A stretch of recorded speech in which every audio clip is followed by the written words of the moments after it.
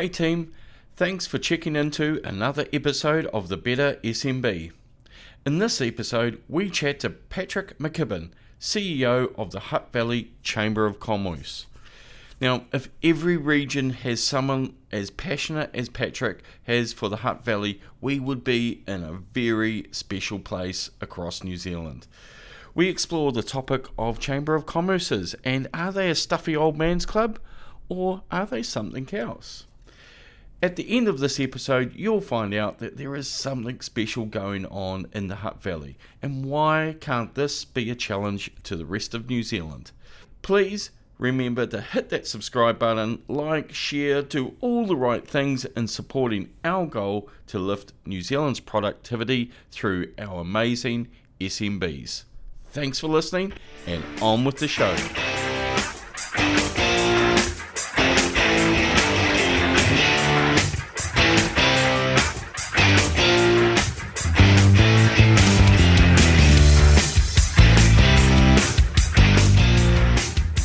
Welcome back to the Better SMB, where we're on a mission to lift New Zealand's productivity by helping small and medium business leaders take practical steps to improve their business performance, starting today. I'm David Alterner. And I'm Rob Bull.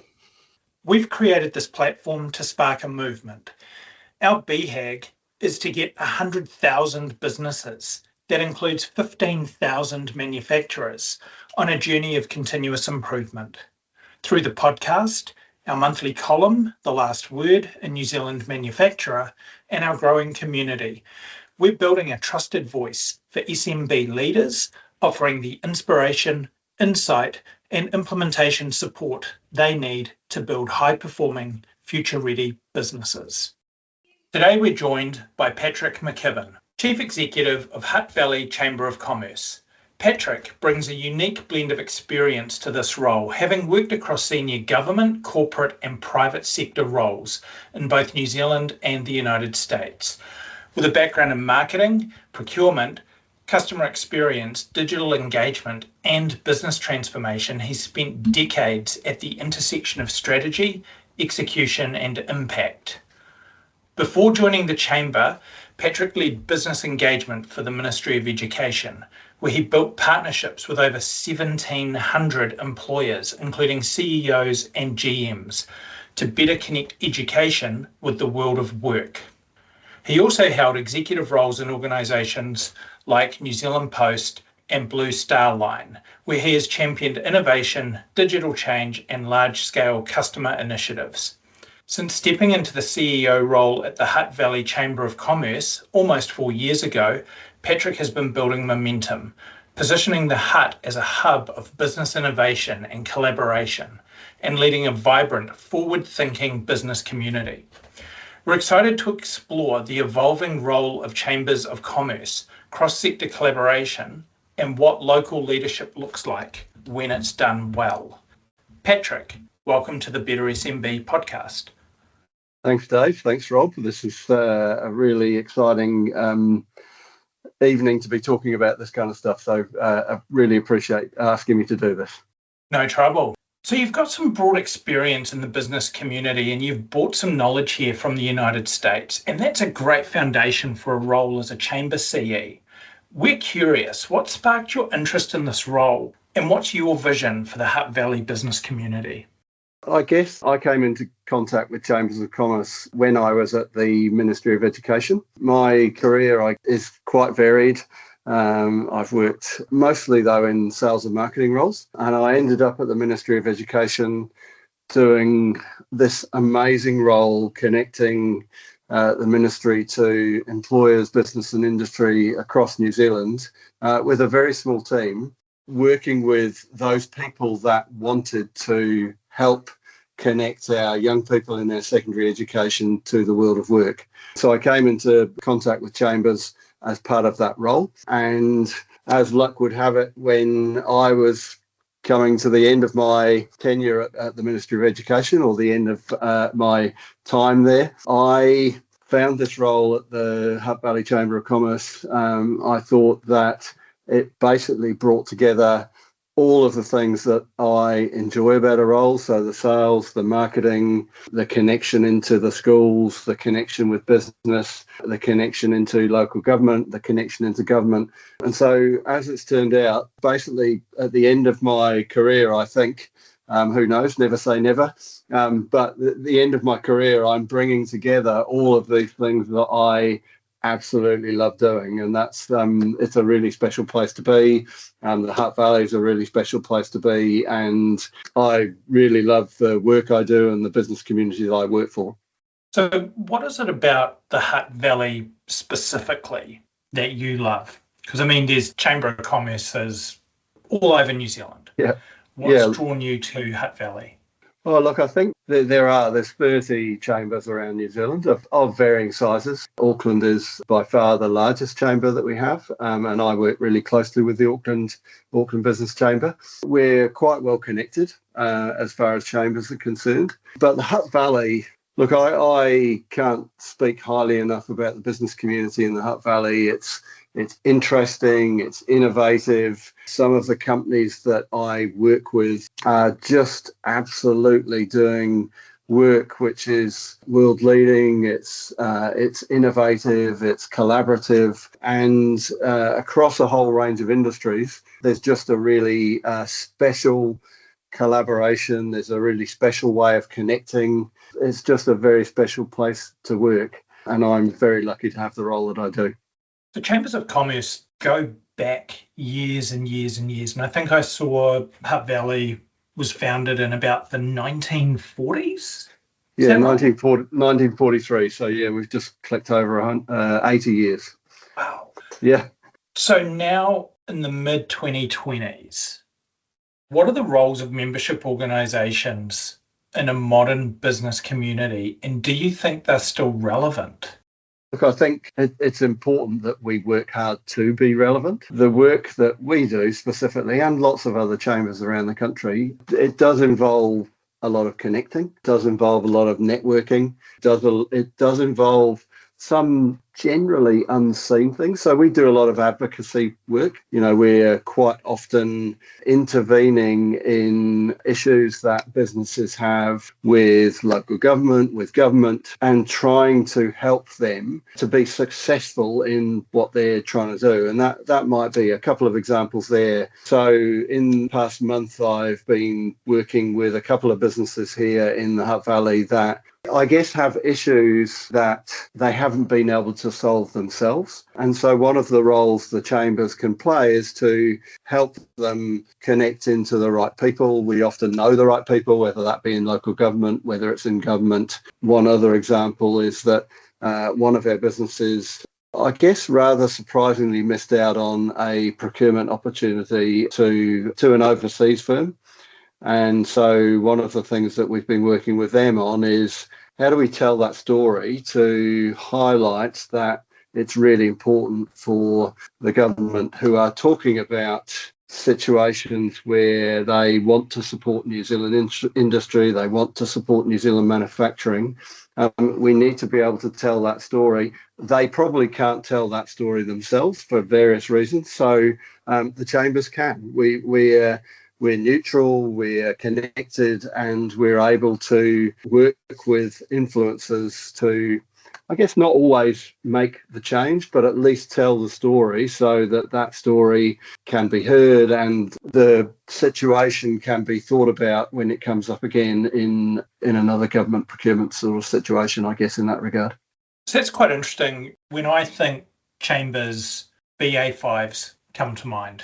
And sure, we do lots of those. Yeah, networking is an absolutely key part of what we do, and bringing people together, sometimes just to chat, but often to learn. I mean, in the last week or so, we've run a networking event with NZME, so New Zealand Media and Entertainment, which brought together about 70 of our members to hear from some of the news makers in NZME. And look, that was so first and foremost, it's about networking, but secondly, it's about learning about how other people might do their jobs, helping those businesses that came to that event to interact with NZME, ask questions. I mean, it was quite interesting. There were quite a lot of opinions about the news at that particular event, but it was useful for people to air and express their views on what the media landscape will look like. And to be honest, for us to hear from some of those people that are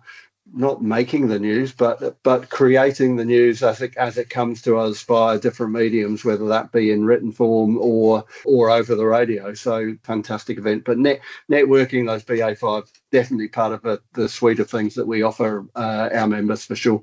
Yeah, you brought up though, being able to position yourself for procurement opportunities, the government tender service. I shudder when I think of that from my days responding to RFPs.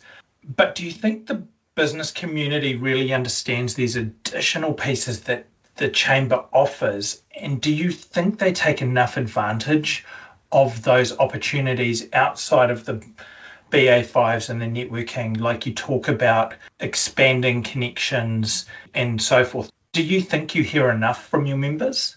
I think we do and we don't, depending on the member, to be honest.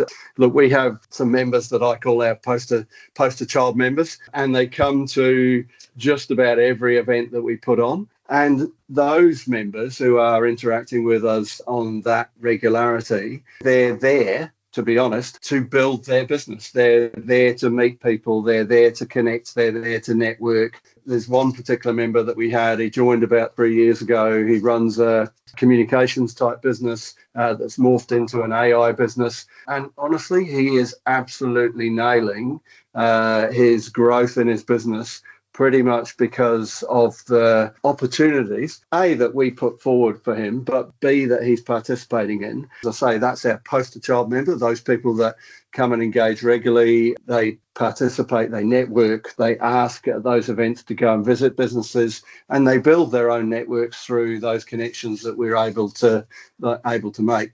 But I think, if I was thinking about your comment before about procurement, we do a lot of work. I mean, most mornings each week, the first thing I'm doing in my day is looking at the range of RFPs that have come out from government and other organisations. And so we're doing a few things, and I'll explain why this is important. But we're not only communicating that through our Business Weekly kind of newsletter, but we're also sending personal emails to those businesses in our network that might benefit from understanding those RFPs are out there. Lots of businesses are looking, but lots of businesses aren't looking. And so we're getting a lot of initial value. I guess that it's a bit of a journey for some people. They don't always benefit the day they join, but as we start to bring them on the journey of engaging them and providing value and sharing information which can help them grow their business or participate in different things, I get messages back saying, thanks for thinking of us, thanks for sharing this. This is going to be really valuable to us.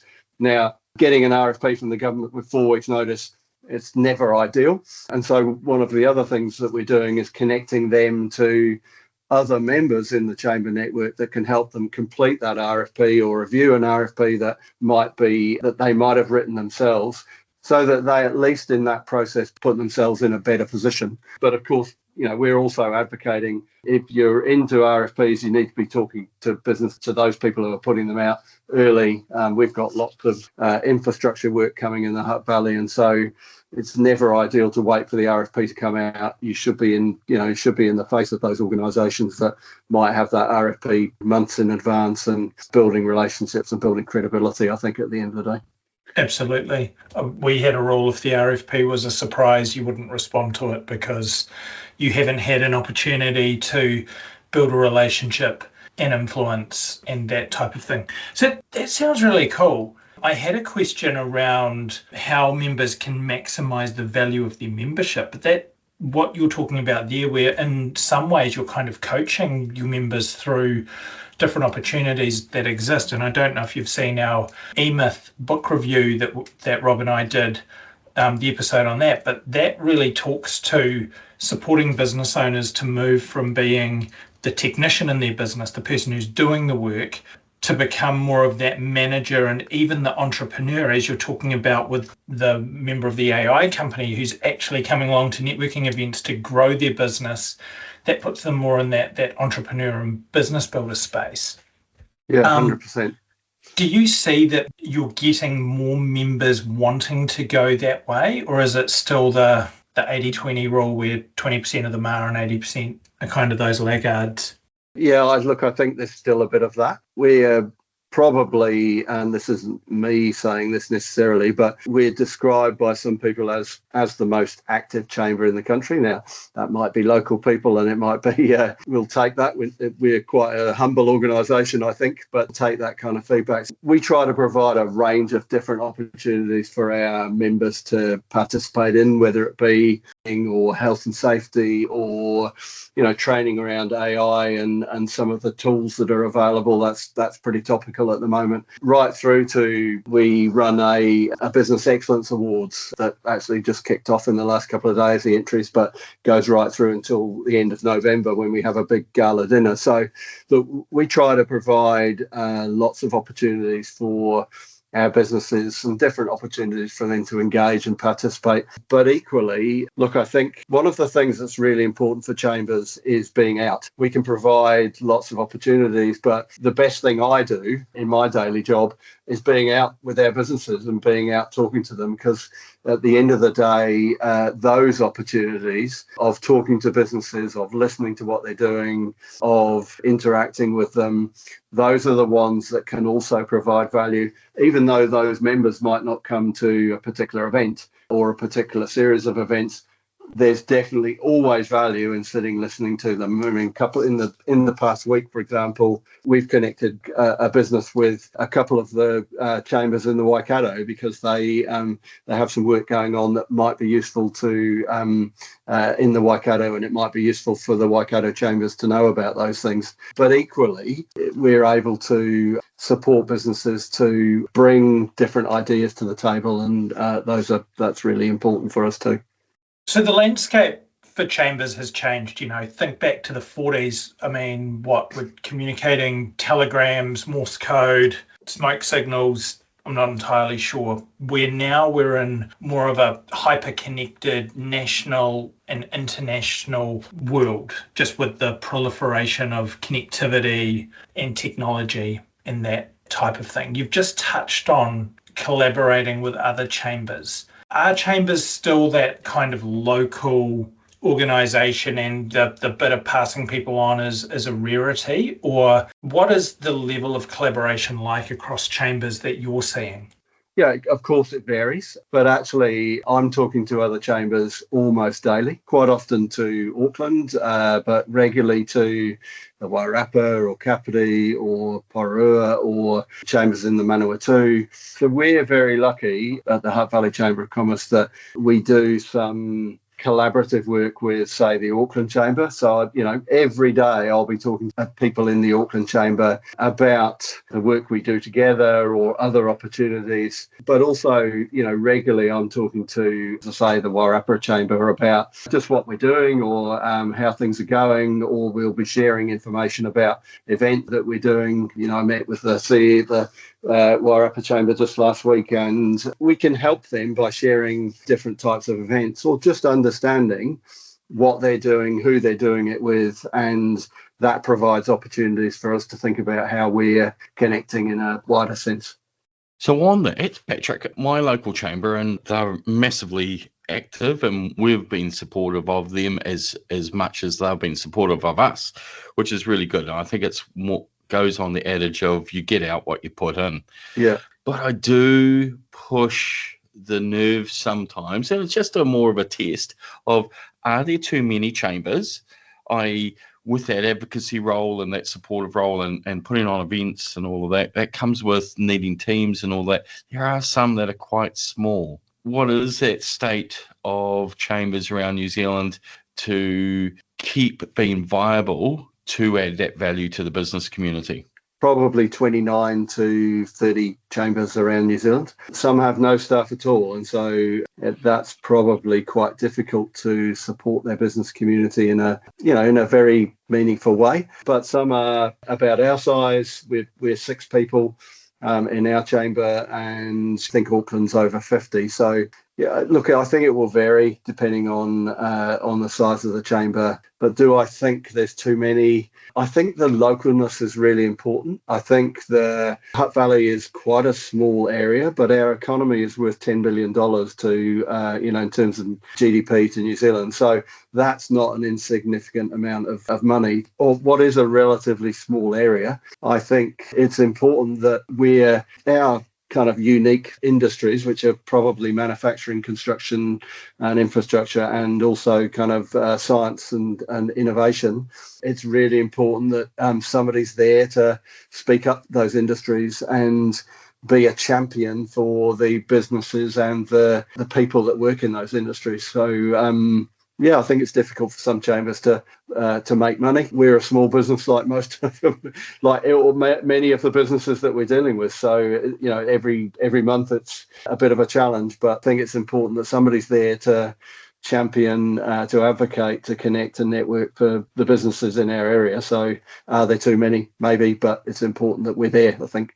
Now, you touched on it, $10 billion economy. What really impressed me with my last interaction with Hutt Valley Chamber of Commerce was when I came down, and it was a specific trip to come down to your Manufacturing and Innovation Expo, which I thought was outstanding. It blew me away sitting there and then realizing I'm listening to someone who is actually trying to and getting very close to breaking the fusion energy mystery, which I just blew my mind. And just the energy that was in that room with, I would say, 90% of members and probably 10% outsiders coming along, you're doing something special down there. And then I picked up the document which you had launched just before that, I think, and you can give me the dates, 30 by 30.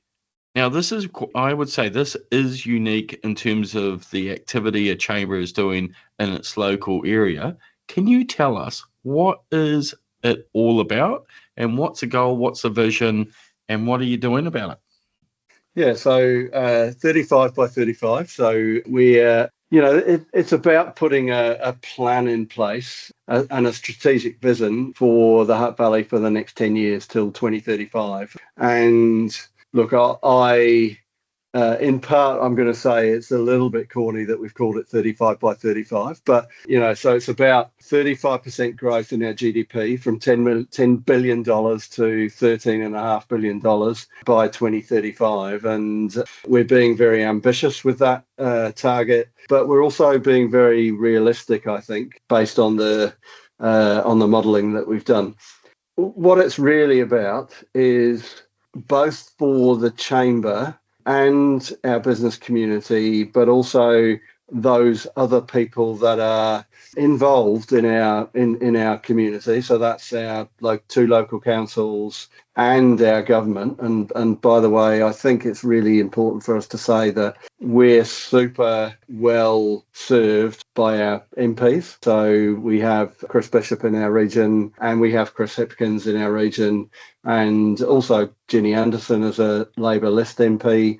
But we're super well served by those people who are very, very passionate about our region, despite the significant jobs that they have, and certainly in the case of Chris Hipkins and Chris Bishop, they've got serious jobs across the whole range of portfolios. So look, I think 35 by 35 is about painting a vision for the valley. It's about painting some of the things that should be important to us. So industry sectors, so manufacturing, construction and infrastructure, and professional services, which includes a range of things, but particularly for us, our science and research capability, which is significant.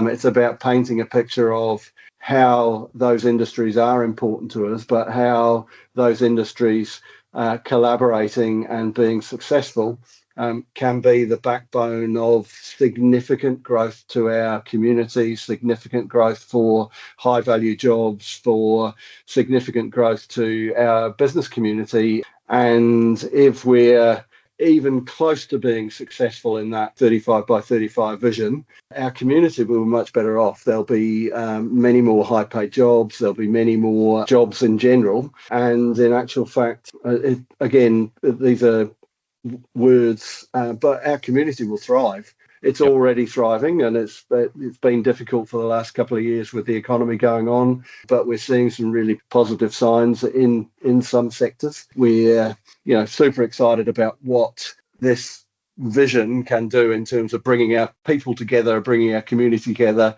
with a goal to kind of drive forward around jobs, productivity, and money, I guess, at the end of the day. Call it GDP, but it's really about money at the end of the day. No, absolutely. I love it. Having a line in the sand like that is so cool. Rob and I met through my MBA research that I did on the productivity challenge in New Zealand, and the fact that we've got Treasury saying it's our number one economic challenge. No one talks about it. And here you are going, hey, we're going to grow our productivity by 35% in the next 10 years. So doing a quick bit of reverse engineering math stuff while you were answering that question, that's 3.05% annual growth that you're looking for from a compounding perspective over the next 10 years to hit that. How are you supporting the businesses in your region to know if they're above or below the line? Yeah, so we'll be providing, in fact, over the last week, we've been looking at the 2024 data. So our baseline was 2023, and that's the data we had at the time. And I should say that this report has taken, we're a small organisation, doing something like this is quite a big undertaking. It took over a year to write this report. So the length of time, never ideal to spend that time writing a report. But so our base year is 2023. We've just been looking at the 2024 data. We've got a bit more work to do, but honestly, there's a lot of positive results from the data that we've seen from 2024. We've got a bit of verification to do on that, but we'll be reporting that to our business community.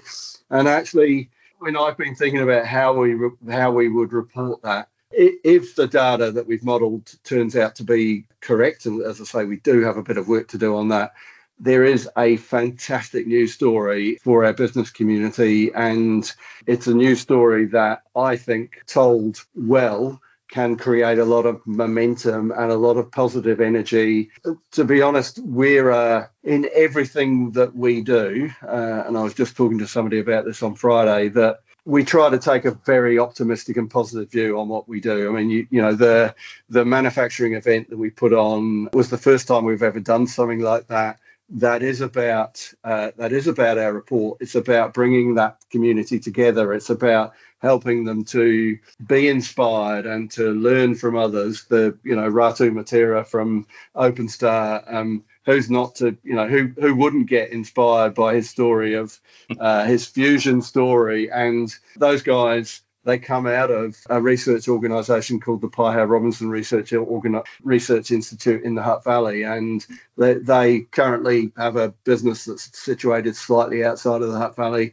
They're members of ours, so we claim them absolutely, and we definitely claim their journey. But who wouldn't be inspired by that story? And so there's a lot of good stuff going on. There's a lot of positive work that's going on. I talk about the old roller doors in the Hutt Valley, and to be honest, we've got a lot of old buildings in the Hutt Valley. Talk about those old roller doors, because actually when you get behind those old roller doors, the things that people are doing, the innovation they're doing, the things that they're creating and manufacturing, why I've got the best job in the Hutt Valley, because I get out most days to see that stuff and meet those people. And I think people say, oh, you do a lot of LinkedIn. Well, I tell the stories about the people that I meet and the things that I see.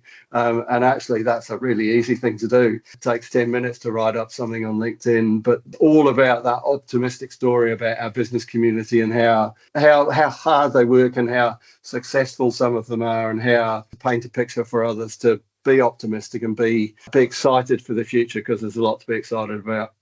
And this is when we should start thinking about video for these podcasts, because for the listeners out there, Patrick was just so animated around his love for the Hutt Valley. And this is what I'm getting at. This is why we got you on here, because you do have that passion, and I know that's right through the community, but you're driving that. And yes, certainly the report, that event, all of those little actions are just little telltale signs that something different's going on. My cynical hat on, when we see those reports like 35 by 35, so I'll get that title right this time, what are you doing and your collaborators, like those who are around just the chamber, but the collaborative organisations, how are you making sure that it doesn't become just another plan, just another report, like many other documents that come out of a building just down the road from you? How are you going to make it living and actually turn it into action?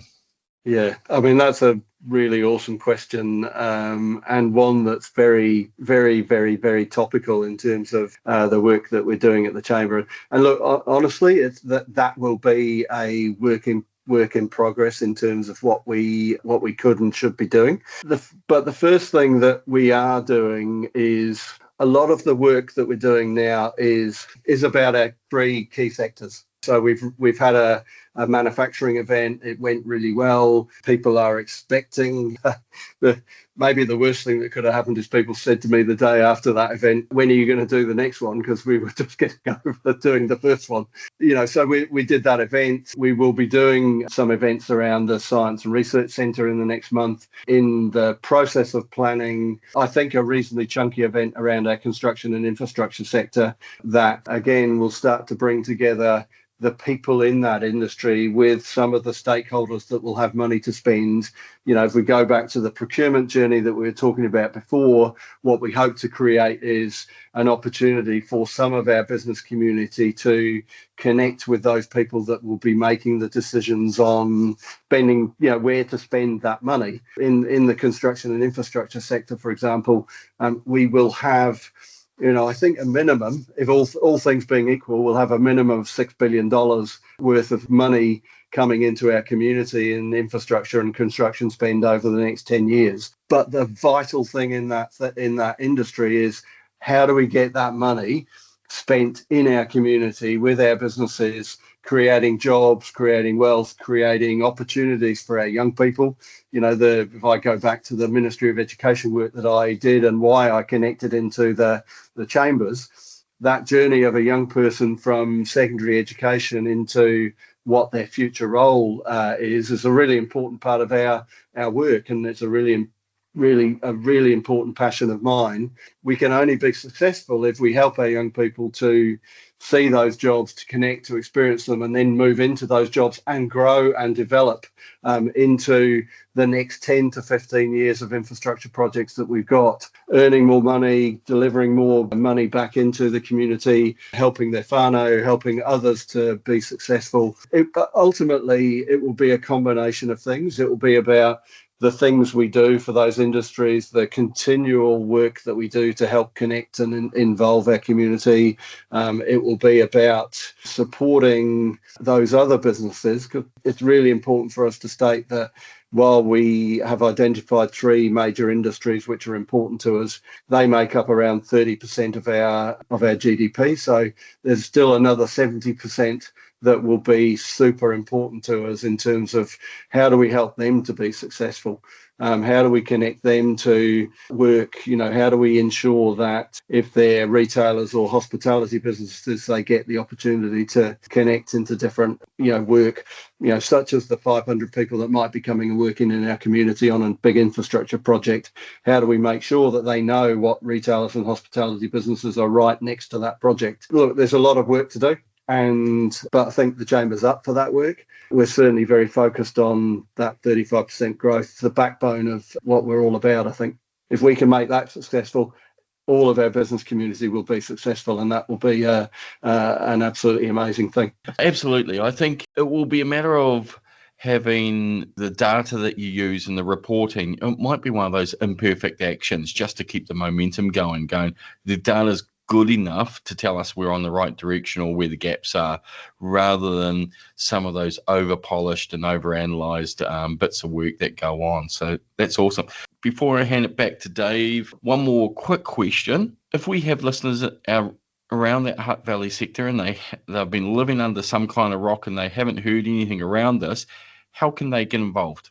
Look, I think the best thing is for any of our business community to come and talk to us. One of the things that underpins our work at the Chamber is we never, ever say no to a conversation. Here I am talking to you guys, for example, on a Sunday night, and I'm having a great time. It's not my usual Sunday night, but it's absolutely fantastic to be talking about the Hutt Valley. And I think in my world, about 50% of my work is with people that aren't members of the Chamber yet. And that's a really important part of my day, not because necessarily they might be members, but actually we're there to support the business community. That's what the role of the Hutt Valley Chamber of Commerce is.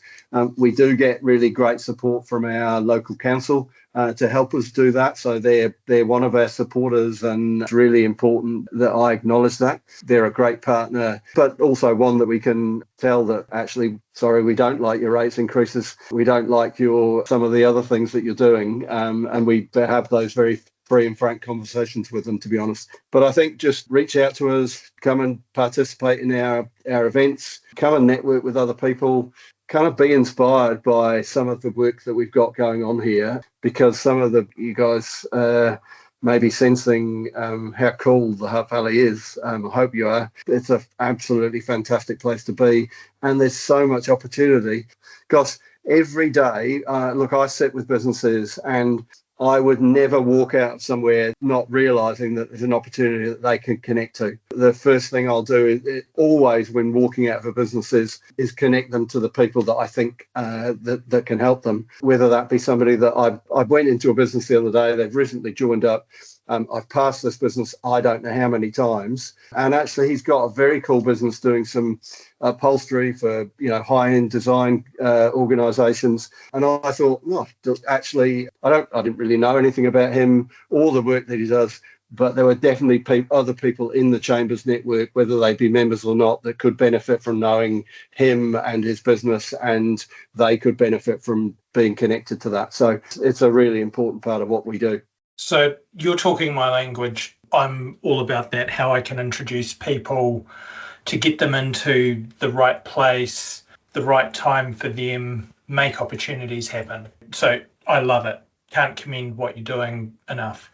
Now, with that said, it's great to have that level of support from chambers. But what can SMEs do to lift their game? I think, how would I answer that? I think the SMEs, to be successful, they need connections and they need networks and they need business. And to be honest, quite often we have SMEs that come and join the Chamber, and about 6 months or 12 months later, they email us and say, I've had no value from the Chamber. And we look at what they've participated in, and 90% of the time they haven't participated in anything. So, yeah, SMEs, to be successful, they need customers. They need those customers and they need to build those relationships. That's where the Chambers can provide a lot of value. Go back, communications guy that started with us, he's evolved his business. He's got more business. He's doing a whole new thing now.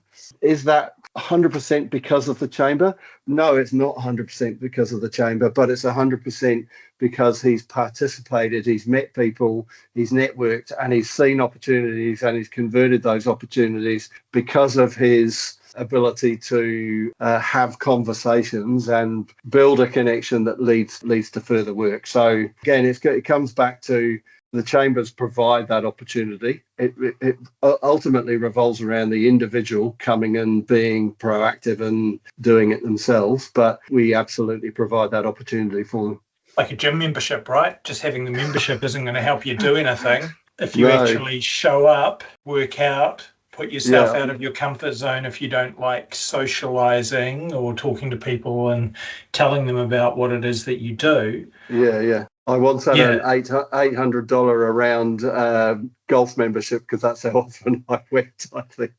Not that the chambers are $800, they're nowhere near that. It's much more economical than that. So when you go and visit an SME, what are the signs that you tell? What are those telltale signs that you see that something special is going on in that organisation? And if so, with some of your high flyers, what are the common themes that are coming out when you are spending that time out on the road?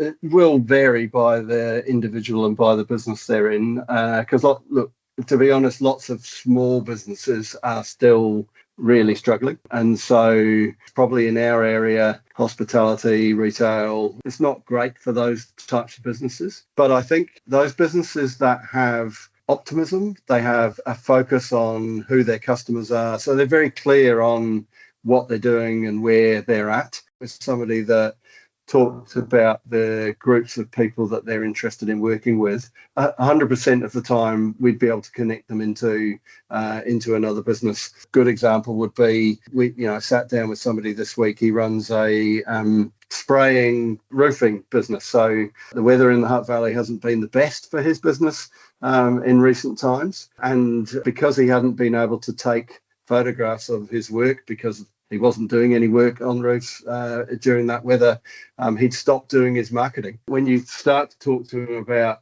what he should be doing and how he should be doing it, you could see him light up in terms of his enthusiasm. Again, it's one of those things that I think the chambers can help with. We can help with those little things to get a business back on track. To think about the different things that they can do. I'm very lucky that my experience in sales and marketing, I'm over 60 now, so I've had lots of different opportunities and lots of different things to do. And I've seen a lot and worked with a lot of people. So, I can bring all of those experiences and those ideas to the table when I'm talking to those small businesses. But it's the spark for them to be successful. That's when you see that and when you see them working really hard to change what they're doing, to build their customers, to build their business, those are the people that we are super excited to try and help and super excited to see as members or even just participants in our business community, to be honest. So what are you seeing with the business leaders and owners that you're talking to? What are you seeing them do that's different to others? And I'm really interested to know, is it that they're doing things radically different, or is it more about consistency and discipline? Look, the thing I talk about in the Hutt Valley actually is, and I don't know whether this is unique, but the collaboration thing in the Hutt Valley is absolutely phenomenal. When I first started at the Hutt Valley Chamber of Commerce, somebody said to me, I would rather walk down the road and get something done than do anything else in another part of the country. And that's the attitude that I see day in, day out. Is it different? Maybe not, but it's certainly very special. People would rather spend their money in the local community. They'd rather spend their money with other people. There are people that are sharing staff. So sometimes in very different industries where they know somebody that might not be busy and they can grab some staff from that business to help them out with a particular situation or a particular piece of work that they've got going on. There's these really unique things going on that every day that I see these things, I'm nodding my head and going, this is pretty bloody awesome, to be honest. That collaboration is kind of a key thing for me. So is that like, we talk about ride sharing and all that, that's like employee sharing. You're not talking about two businesses, you're talking about more than two, by the sounds of it. Yeah, look, it happens reasonable lot in the Hutt Valley that there's people who know each other, again, sometimes in the same industry, sometimes in other industries, and they absolutely will help each other out to get a job done or to meet a customer's expectation or just to share the work that they have. I mean, it has been tough. I mean, when you ask me about business owners and what they're doing, lots of them are actually working on the tools, and that will be happening all over the country. I mean, I think the the hard thing that many business owners have faced in the last couple of years is making sure that they can pay their staff. And many of them have, I think, from what I'm hearing, when staff are leaving, they're not replacing them. So the work that they do gets consolidated into, at this stage, their smaller team and probably them, to be honest. But then when there's peaks, they know there's other people that they can rely on to help them get through that tough time, to help them do some paving or to help them make some plastic parts or whatever that is. Again, it's the collaboration thing in the Hutt Valley, I reckon, is, I'm going to say it's unique. It probably isn't that unique in the scheme of things, but seems very special anyway. Okay, I always talk about customer experience rather than customer satisfaction. I know this is potentially in your wheelhouse there, Patrick. What's your take on the importance of this, and how can SMEs use customer experience to lift their performance?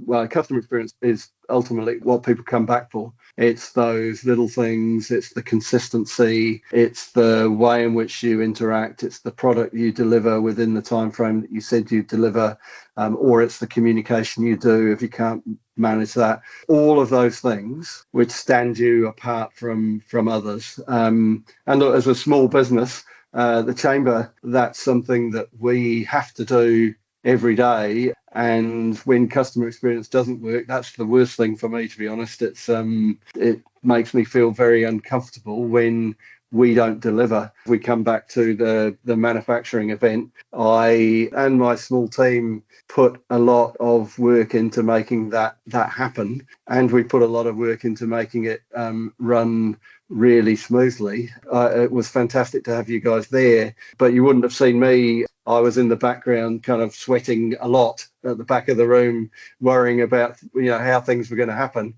It really is all of those things, to surprise and delight. We used to, when I was back in New Zealand Post days, we used to talk about surprising and delighting your customers.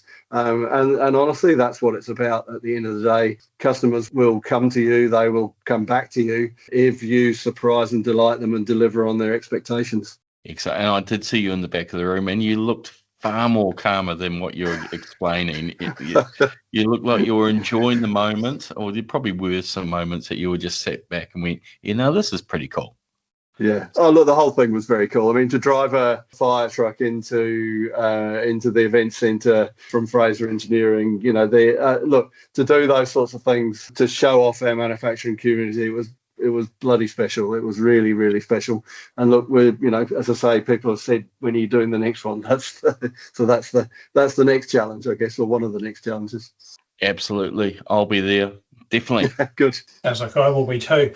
So, Patrick, we're getting close to time. I think we could easily fill another hour talking to you and just organically keep asking you questions, but we want to be respectful of your time. So we've got a bit of a quick fire round. We've got 5 questions. You've got to give us a 1-sentence answer. Are you ready? That wasn't a test question. That was a test question. Yes. Who is one unsung hero of the Hutt Valley business community that deserves more recognition? The one person is Rod Badcock from the Piehau Robinson Research Institute. Now he's with OpenStar Technology. Rod is the best connector you would ever come across. We'll make sure we tag him when we release this episode. Beyond the current challenges, what's the single biggest opportunity for SMBs in the Hutt Valley over the next 12 to 18 months? In the construction and infrastructure sector, it's to participate in as fully as they can in the Riverlink project, which is just about to kick off and will add $1.3 billion to our community. There is a lot of opportunity in that project. Wow. If you could instantly implement one policy or initiative to boost small businesses in the Hutt Valley, what would it be? That's a really hard question. Can we come back to that one? Oh, you're going to take a pause on that one. What's one piece of advice you'd give to a small business owner feeling overwhelmed right now? Come and participate in chamber events, because there will be other people in exactly the same position, and they will be willing and able to talk to you and help you and collaborate with you on your problems and other opportunities that exist. Great, good advice. Looking ahead, what's the one thing you're most excited about for the future of the Hutt Valley business landscape? $3.5 billion or more of additional GDP. There's so many opportunities out of that, whether it be productivity, jobs, better community, better help for our young people. Just everything is very exciting if we can realise that ambitious but achievable goal. If you could instantly implement one policy or initiative to boost small businesses in the Hutt Valley, what would it be? It's to be, particularly in our Hutt city, where we're going to have a lot of change and a lot of disruption, it's to participate in collaboratively helping each other and helping yourselves to the 500 people that will be working in the community. The opportunity of having 500 more customers day in, day out for the next 6 years is a massive opportunity for them. And so that's the one thing I would work hard on to implement. Brilliant. Thank you. What I heard from that was, in essence, the rising tide lifts all ships, right?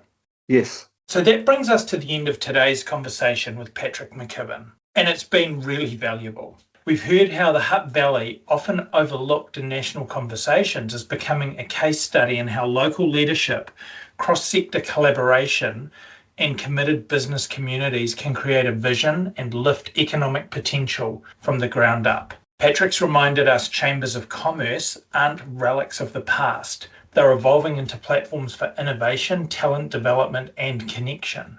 But it's not just about the organisations. As we've discussed today, SME owners also have a role to play, stepping up, getting involved, and making the most of the support networks available. Whether it's engaging in initiatives like 35 by 35, or simply being open to sharing, learning, and collaborating with others in your region. The message is clear. Business success doesn't happen in isolation. So if you're a business leader asking, what more can I do? Start by looking around. Chances are your local chamber has more to offer than you think. Patrick, thanks again for joining us and for the work you're doing to help local businesses thrive and for creating an example for other regions to follow. Thanks for the opportunity, guys.